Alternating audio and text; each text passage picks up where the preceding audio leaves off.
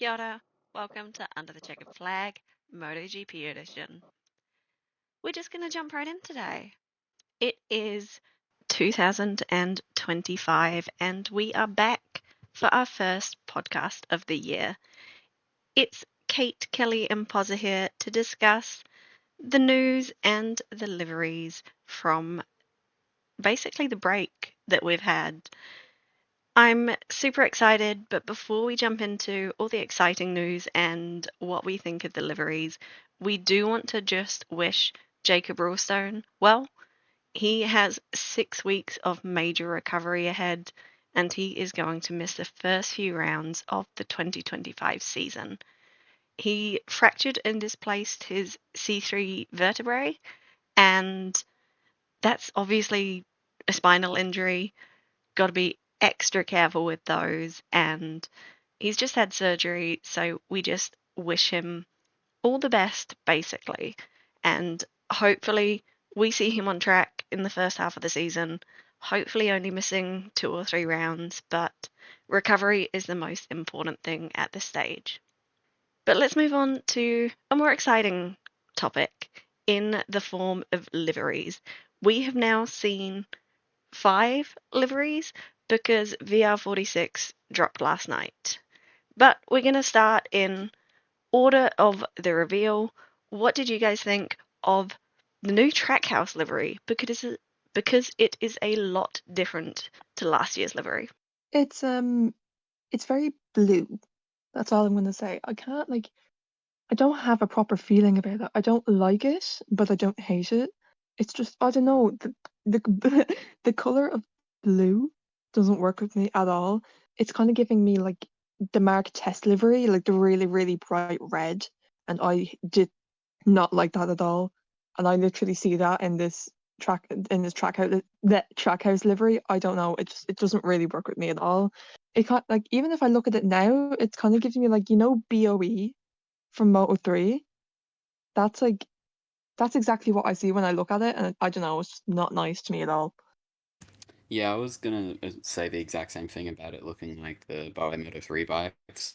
Uh, Honestly, it's one of the liveries where there's a few of these every year where I look at it and at first sight, I don't really sort of rate it highly, but sort of as the year progresses, it'll sort of go up in my ranks and just get to sort of like it more as I get more adjusted to it.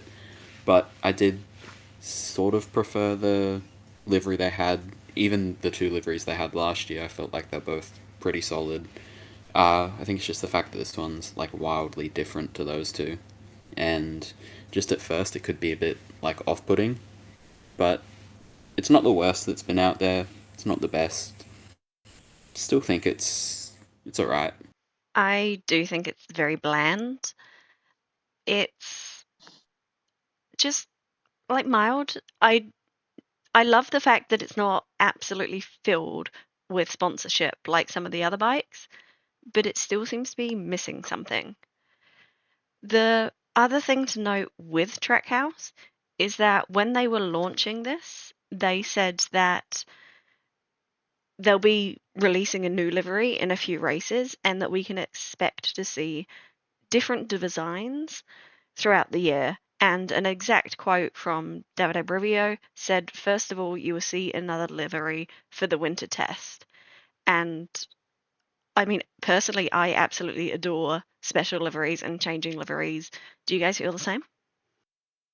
I actually would be quite excited, but I'm just hoping that like it's going to be nicer. That's all I'm saying. If it's going to be the same aspect of their actual current livery, I would not be as excited. It's just a solid color with like a splash of yellow. It's not nice at all, and if that's their plan, but like with just different colors throughout the season, I will not be excited. And I think a bunch of different liveries is just going to make me stressed out trying to remember which one is which. So it might not be as good as an idea as they think it is, but hopefully they can make it work. Yeah, I was gonna sort of bring up a similar point on the sort of like familiarity aspect. I feel like it's just generally across everyone they like to have sort of an identity that they sort of stick to, like certain colors they use, certain patterns and whatnot, and changing that every 4 or 5 races kind of takes away from that, if that makes sense. Uh, It could be interesting if they can sort of go ahead with it in like a structured way, sort of, and not just like do a complete shift of what the livery looks like every couple of races to go from like the blue and yellow to what it is from the blue and yellow as it is now, and then switch it to like orange and something next time. If they can like avoid doing that and sort of subtly ease it into the next iteration, then I feel like it could be interesting to see how they go. Up next on our manufacturers to talk about, well, sorry, teams, I should say, is Aprilia Racing. Now, they are sporting a fresh new livery, a bit of a cleaner one, if I say so myself, but absolutely that is not what captured the attention of the press and fans for their livery reveal.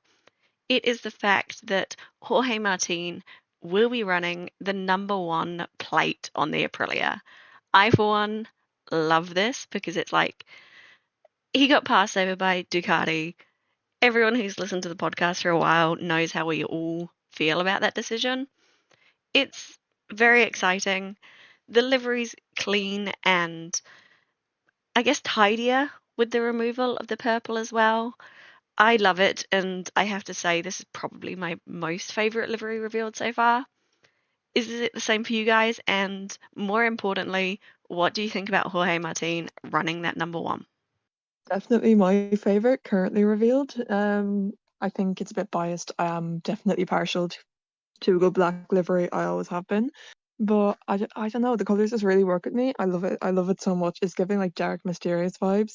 And Jorge Martin winning the number one plate, it's gonna look nice, but on an undeserving bike, and it's gonna likely be gone by the next year.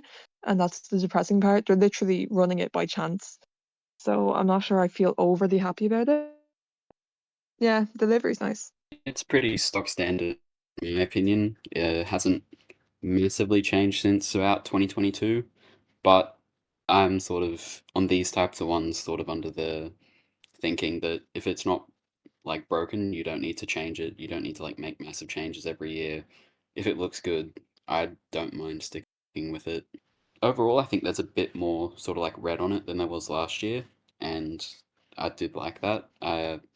It's always good if the bike's just not like fully black. There's still a bit of color to spice things up. But I do think it looks pretty good. Aprilia's have looked good for quite a while. And as for Jorge riding the number one, I think uh, as much as you could say Aprilia don't deserve it, he absolutely does. So I don't think it's really, even if they market it up like, oh, we've got the number one, I don't think it's really like, it's not their fault that they ended up signing the world champion. So I don't really mind whatever they end up doing with it, even if they're very likely not to retain it for next year. Moving on to the Gresini Ducati livery, came after the Aprilia.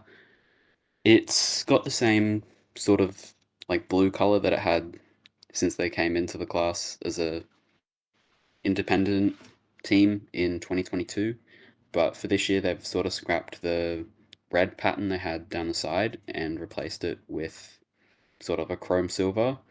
And I feel like from some of the shots it doesn't really look that good, but I feel like on track under like the right lighting it could look pretty good. Very similar to how the 2013 Yamaha looked, where they had chrome on the front fairing and a bit of like the underbelly. So yeah, again, it's Gresini have always sort of been one where I feel like I start liking them more and more as I see them, and I have a feeling this one will probably be quite similar. But I still think it's a decent livery. What do you guys think? Honestly, like you said, it's literally the exact same as what your last year last year's livery was. It hasn't really changed a lot apart from the chrome. I think the numbers are looking well on it. The yellow actually of Aldeguer actually really contrasts to blue, which I like. And yeah, it's a decent livery. It always was. There wasn't really a need to change it that much. Yeah, my thoughts on this livery are I think I much prefer it compared to last year's one. I don't like the way that Aldeguer's number looks on that silver backing, but nothing's perfect, and I could be totally biased in the fact that I guess, being a huge Autogear fan, it's just part of what I enjoy. But I think it's clean. I'm glad they moved away from the red. I think it'll look better on track than it does. The next one on our list is Ducati. If copy and paste was personified, it would be Ducati. It looks almost identical. I do think there's a bit more of the darker red in there. I can't fault it because it is like quite a clean livery, and they do bring a couple of special liveries every year, which I love. Your guys' thoughts on Ducati? Basic, well, not basic, but it's just the exact same. Literally the exact same. It's like I actually don't think anything has changed at all. It's it's kind of freaky how the exact same it looks, but I suppose you don't really need to change a good livery, like I said for the last one. So I do like it. I would just like to see something bigger. Yeah, I sort of thought the same when it first revealed. It first saw it, thought, oh, it's pretty much the exact same, but I feel like Ducati, they're always going to be sort of similar year on year. They don't normally have that much big change to them because of, as I was saying earlier, the brand recognition. They're obviously quite big on that. Overall, I feel like the sort of more interesting part of it was seeing the new number designs for both riders. They've both obviously Bagnaia has changed going from 1 back to 63, but even Mark's changed his design, switched it up to, it was either black with a red. I think it was red with a black out. It was one of the two, but I thought it looked pretty good. I feel like both the numbers look pretty good, and obviously if the liveries don't change much, if the numbers change, they're sort of the only other defining factor. But it's a Ducati; it's not going to change that much, so I still think it's pretty good. Yeah, I have to admit, I prefer Mark's number design this year. It's clean and tidy, and yeah, I enjoy it. Something I don't enjoy is the VR46 livery on the front of the bikes because of exactly that, the numbers. So we will be throwing pictures on screen if you are watching this as a video, but the reason I have such an issue with it is because the riders are doing so much with the bike, and with this, you've got their numbers, but then you've got an outline of not VR46, you've got an outline of 46 behind their own numbers. It doesn't take away from the riders' numbers and the striking design, but I just don't like it personally. I think that the front of the bike is theirs. Theirs and their sponsors, to be sure, but yeah, it just left a bit of a sour taste in my mouth. The livery is very similar to last year. Fluoro looks like it runs out of paint, fades to white, but overall easy to spot on track, and I did love seeing that splash of colour throughout the grid last year, so I'm very much looking forward to seeing that again this year. Your guys' thoughts on the VR46 livery? I do like my black liveries, obviously, but I always am like happy to see a bit of color on liveries. But I don't know, this one just never really hit for me. I really dislike the VR46 liveries for the last 2 years. I think the shade of yellow is just not cool. It doesn't look good. It's not as nice as some people are making it out to be. And then coming back to the massive 46 behind the riders' numbers. I want to beg and pray that Valet had nothing or very little to do with what the liveries looked like, because if he did, that's just like the tiniest bit. I wouldn't say cocky, but it's a bit like self-absorbed. Like you're not the one riding that bike anymore. You own the team and you run it, but you don't ride that bike. They do. They deserve to have their number on that bike. You already have your name and your number in the team name, and I don't understand why you need to have your 46 in the background as well. That's my current opinion. Going back to the actual livery, like I said, just I don't know, the colors are not nice. I don't like it. Bring back my 2023 livery and I'll be happy. I'm on the complete opposite end personally. I feel like this was up there with some of the best liveries last year, and so far this year I'm sort of saying the same thing. Again, going back to what I said earlier, if it's not desperate need to change, if it looks good, I don't see the need to change it from like massively from year to year. One of my favorite touches was the fact that standing out from the silver number behind the riders' numbers, there's a silver outline of a sun and a moon on the side of the fairings. Obviously, another reference to the Big Boss. I feel like that's just a pretty good touch. Looks good, obviously very on brand. But when they were taking the covers off the bike, I honestly didn't even see the fact that there was the silver number on the front fairing. So I just have a feeling it's not going to be the easiest thing to spot when the bikes are on track. Anyway, it's sort of just there for the sake of it, if that makes sense. But yeah, I don't think it'll be too intrusive, anything like that. And yeah, again, I don't think it was really a livery that needed much changing. And I think the little touches that they've added have worked well, personally. I do have to agree that it's not going to be the most striking feature, that number in the background, but as much as I dislike that 46, I absolutely adore the sun and the moon. I just think I like those more subtle touches to MotoGP history. A certain manufacturer is making MotoGP history right now, and I wouldn't say all the wrong reasons, still doesn't seem like it's in quite a good place. Now, unfortunately, I have been unable to do research as I'm at boot camp, but PozzA has been put in charge of giving us an update on the KTM situation. And why don't you just give us a quick summary, PozzA? Yeah, I've narrowed this down to sort of 3 points because I wasn't massively following what was going on. But the three sort of big pieces of news that I've managed to pick out from the last week or so, I'll start off with the fact that Stefan Piera, the now ex-CEO, departed from his position again sometime in the last week. Obviously ran pretty much all of the KTM teams and rebadged ones in Gas and Husqvarna as well. But their co-CEO is taking the reins now, and obviously wouldn't be the best time to start. But do you guys have any thoughts on just this piece of news first up? I don't think we've seen much movement in regards to like a final decision being made. I am a little bit worried that a new CEO coming in might make some real harsh decisions, especially when the old CEO had obviously the passion around racing. So, yeah, a little bit nervous in that space, but hopefully not. I'm honestly not really too sure if it's even like a good or a bad thing. It's kind of like an in the middle situation.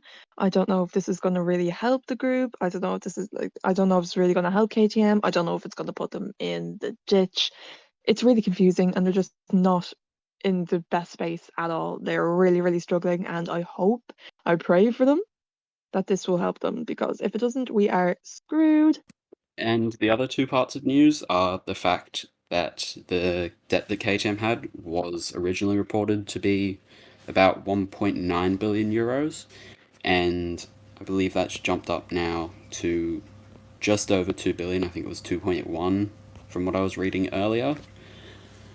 But in the same article, it says that interest has been found from 23 potential investors, one of which has been reported by GP1 that they could be investing up to 900 million, which would obviously be pretty massive, knocking off about half of the debt just from one investor. So, just wanted to see if you guys had any thoughts on that as well. So, my thoughts regarding that one investor could be a huge, I guess, bone thrown to KTM. I don't know a huge great deal about finances and how this, insolvency administration, whatever it's called, process works. But I do also know if they can find enough investors, they can write off a whole lot of their debt. Like from memory, I believe of a third of their debt can just disappear if they get enough investors. So I think that's a really exciting prospect. But I also think we're in the same situation that we were in at the end of last year where we can't make a call either way if they're going to be in MotoGP in 2027. I think they're here for this year, definitely. If their contract runs out at the end of this year, I think 2026 is highly unlikely. It's going to be some more nervous times ahead, and I really obviously hope that they can pull it all together. I do think it's rough for Pedro Acosta's title chances, but I'm still hopeful. Honestly, the entire thing just really, really stresses me out. Like when you consider it, they are over 2 billion euros in debt. That's a lot for a company that hasn't really been making as much revenue in the last couple of years. Although they do have interest from like, what is it, like 25 investors? That's a lot of people, but that's going to gain them back. Like, I think one of them is like offering 1 billion euro. I don't know what's in for them, but that's a lot of bloody money. So if they get that, that will definitely boost them. But in terms of Pedro Acosta's title chances, it is terrifying. Like, genuinely scared. It's I don't know, it's freaking me out a little bit. Thank God, I think we came to the terms that it won't actually affect the junior teams. So Dennis Angie and Colin Vara will be okay. But yeah, in MotoGP, they're just screwed. And Enea Bastianini and Pedro Acosta, I just feel horrible for them. And I really, really hope they do better. Yeah, it's a nerve-wracking time. Obviously, great news if it does come to fruition for the junior classes, that pipeline's still going to be there, and let's hope Red Bull rookies can continue onwards. Thanks for listening to our first podcast back for the year. We'll be here next Monday and start picking things back up again now we look forward to the rest of the season. Once all the liveries are out, we will be doing a best and worst livery of the season podcast, along with very soon our formal podcast prediction. Yeah, Poz is giving himself a round of applause for winning last year. That's what I'm convinced of. But on that note, we'll see you all again next week.